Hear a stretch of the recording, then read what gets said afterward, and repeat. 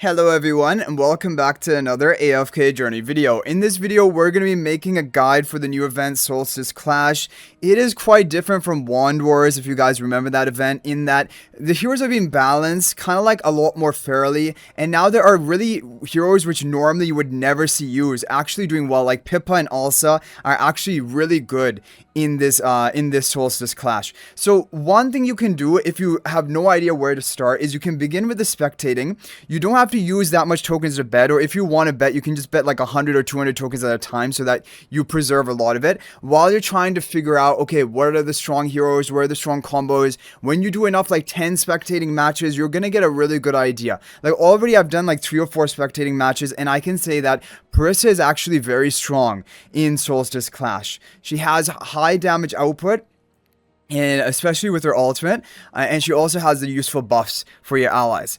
The right side has Pang and Hugin. I haven't seen these two heroes that much, to be honest, but basically the way it's gonna work is you're not going to have clear heroes which are just gonna win you the fight. Like in the previous Wand Wars, if you guys remember, Silven plus temporary buffers would basically always win. It isn't that simple anymore this time around. So he's going really tanky on the left. Okay, so Elsa is one of those heroes, like I mentioned, very strong. However, if the enemy has a tank like the Lumont is going to tank out for quite some time. So I actually don't know who is the favorite here. I think Parisa's damage is going to be pretty scary, but the Elsa damage is also really good in this mode. So I don't know. I'm just going to bet a few tokens. I'm going to bet them on the blue side just because I think Lumont will be able to stroll out and Parisa will be able to nuke. But let's see what happens. And this is just a learning experience, right? And we're not going high stakes. So there we go. Okay, Parisa doing very well. Yeah. So if you have a tank like Lumont here, in the Rowan potion, it was totally easy for you to take the burst of Elsa. But if you don't have a tank, Elsa can just shred your team. So these are the things you just have to learn over time. And it looks like we're not able to kill the Hugin, but I mean, even if the match ends right now, it's still 3 versus 1, so I think it wins regardless. But let's see. Or does it become a tie? I can't remember how it works in Wand Wars. I hope we can actually kill it, because we did bet on the right one. But we hardly bet anything, by the way.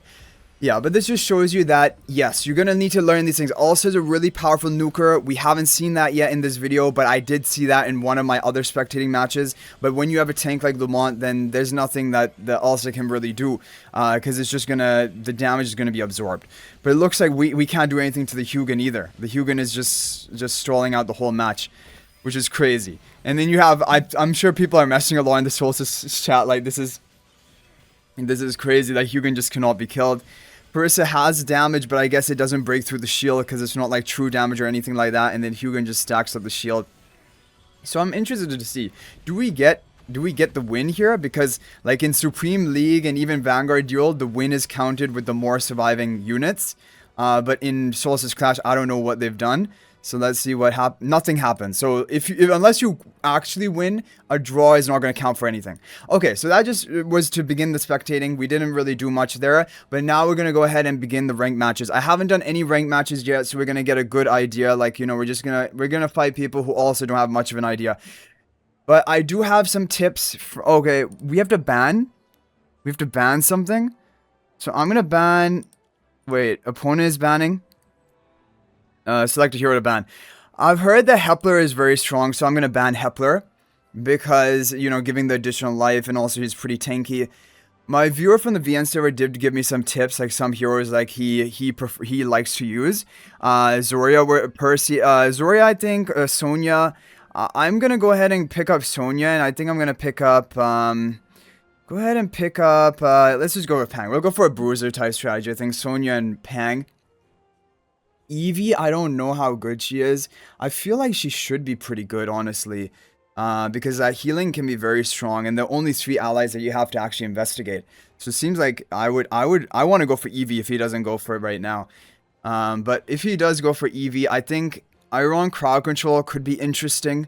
Apart from that, Zoria can be good, but like Zoria, I mean, unless you have like other damage, Zoria can't just solo for you. Zoria can just clean up. I'm gonna go for Eevee. Let's just try Eevee. You're going for Lily May. Lily May is always an interesting hero and generally is good in 3v3. Same with Damon, and Damon buffing Lily May is a temporary buff. So I am going to we're gonna go ahead and position like this. and see what happens here. I'm assuming he's not going to position everything in the middle, but even if Eevee gets locked onto one enemy target, then we're going to have, you know, we'll probably be able to cycle enough ultimates.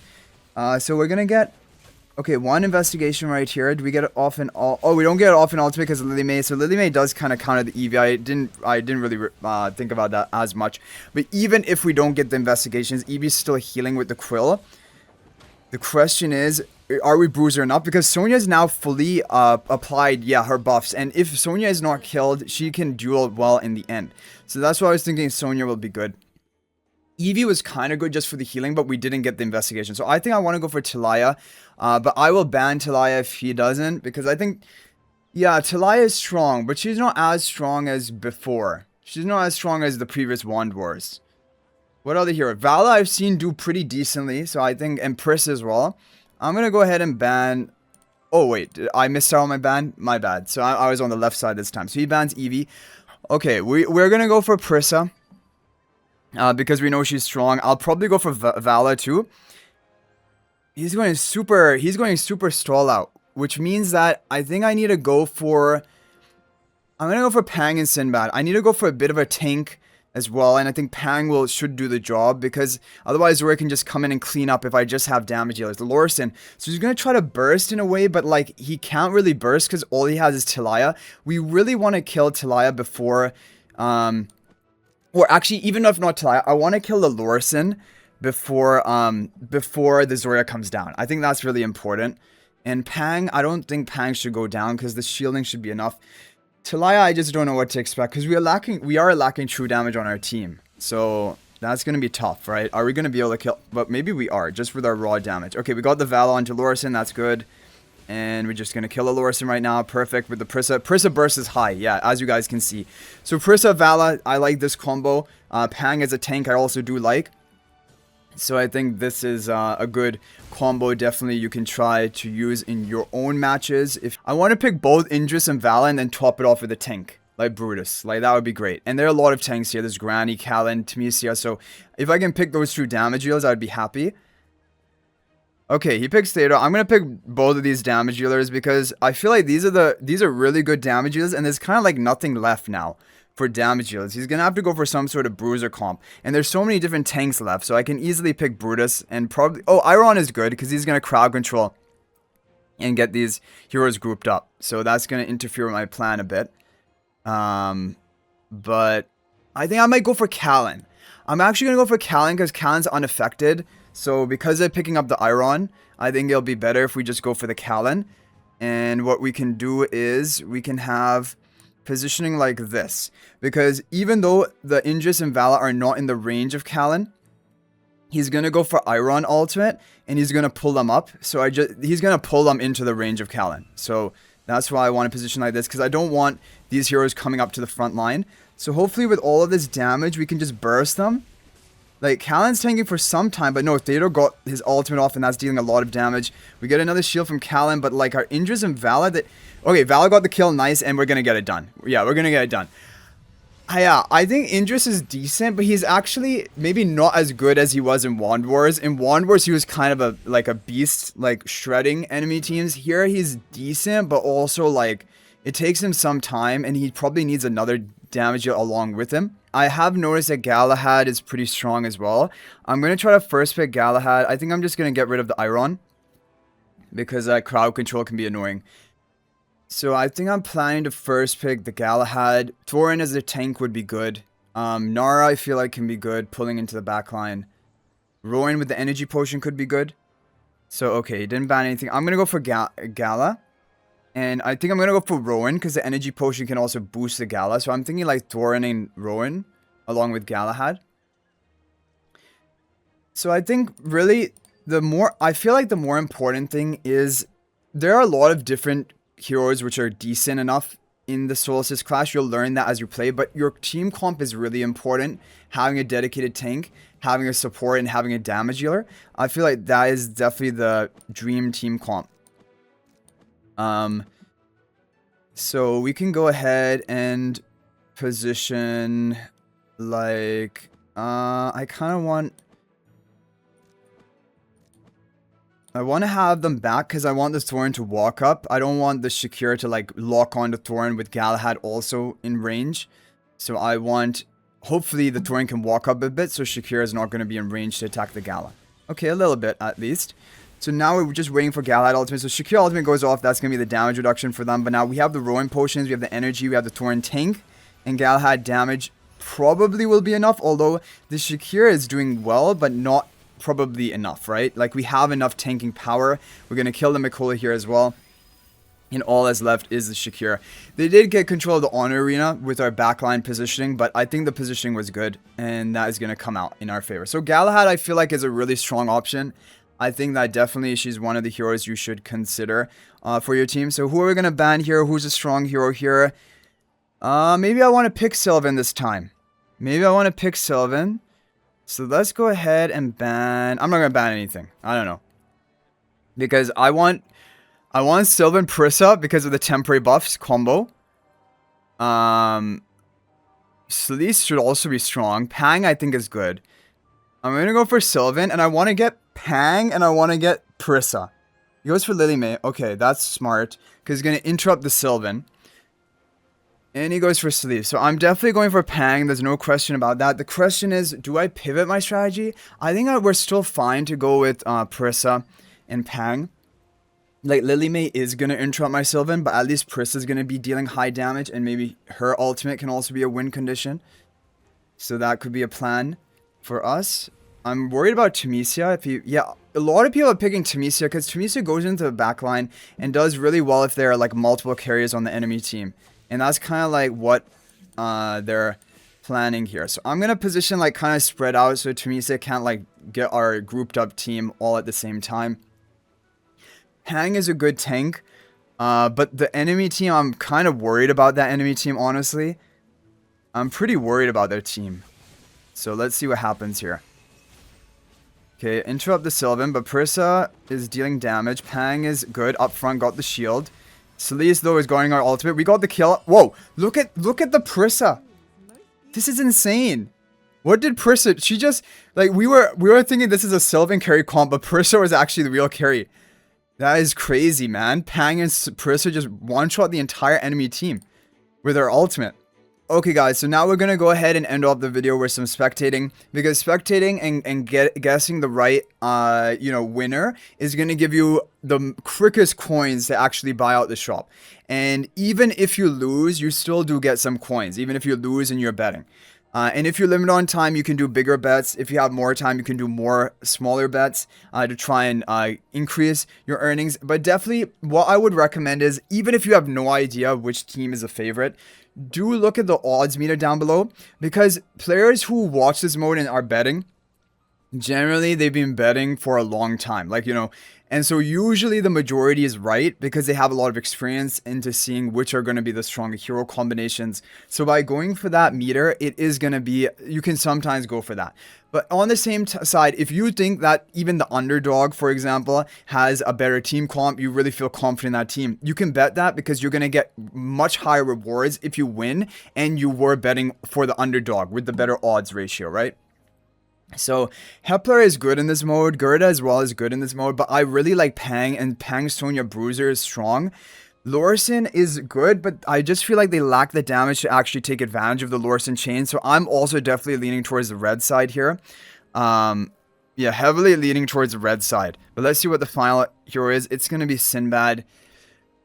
I just feel like it's the red side, so we're going to go for a big bet 1,000. We only have 2,000 and so tokens left. And if you win on the big bet, then you're going to get, you're going to get your tokens back and also going to get a bunch of coins as well. It should be the right side here. Sonja is strong if she can get off her ultimate. The left side, I just feel like they lack the damage to actually burst Sonja before she can get off her ultimate. And Pang is a good bruiser as well. But let's see what happens here. Okay. So Pang gets ultimate, which is great. Sonja's going to get off ultimate. Perfect. Yeah, it looks like red is definitely in the bag. They have this in the bag. Sinbad also...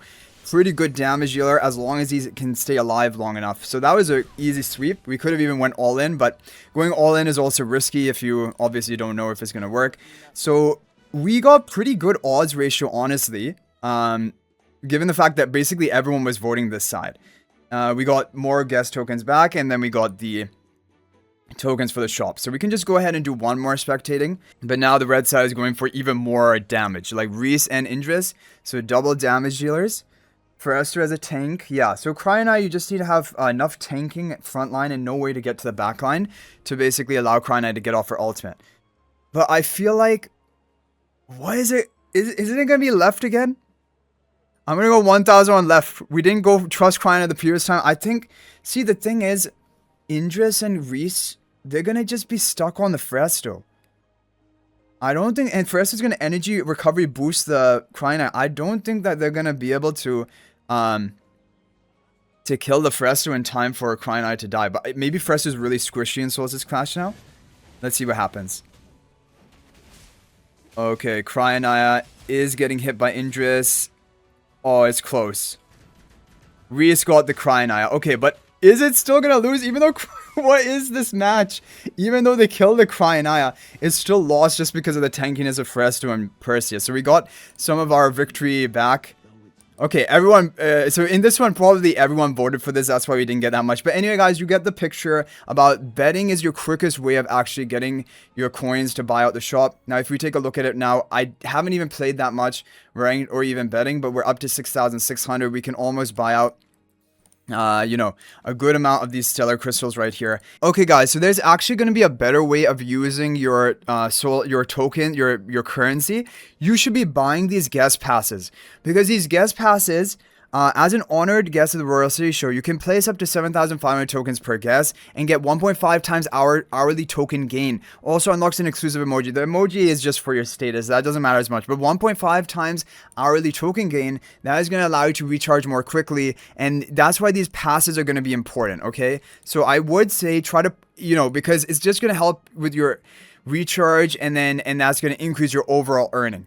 Although, for example, I don't know, if you're just really trying to rush these resources, stellar crystals, temporal essence, summer essence, it's fine probably to go for them directly. But I think getting some of this recharge rate gain, especially in the early days for the whole event, is going to be more than worth it for you. That's going to allow you to make more guesses and earn more off of that. And also, there's quite a lot in this shop here, so getting the extra recharge would be good. And so I'll probably save for that. Now, I did buy some stellar crystals, but yeah, that's my advice. So anyway, guys, if you have any more tips about Solstice Clash, feel free to share that in the comment section. Of course, there are a lot of heroes and combos that work, and it will just take experience in the spectating as well as your ranked matches to try and get an idea of what are the strong heroes and comps. You can't all be learned in one day, and it is almost like learning a new language, because even though you guys know all of these heroes, they're completely balanced differently for this Solstice Clash compared to regular PvP and stuff, and so you're gonna have to learn them again, what are actually the strong heroes and not. But anyway, guys, hopefully this video is helpful. Thank you all so much for watching. And if you're thinking about making a purchase in AFK Journey, please use my affiliate link for the official Farlight store. This is the best way you can support me and also gain 5% bonus dragon crystals on your purchase. My affiliate link is in the description of this video in a pinned comment, and you can actually bookmark this link in your browser, and whenever you're planning to make a purchase, just return to the bookmark link and make your purchase. It will support me and be greatly appreciated.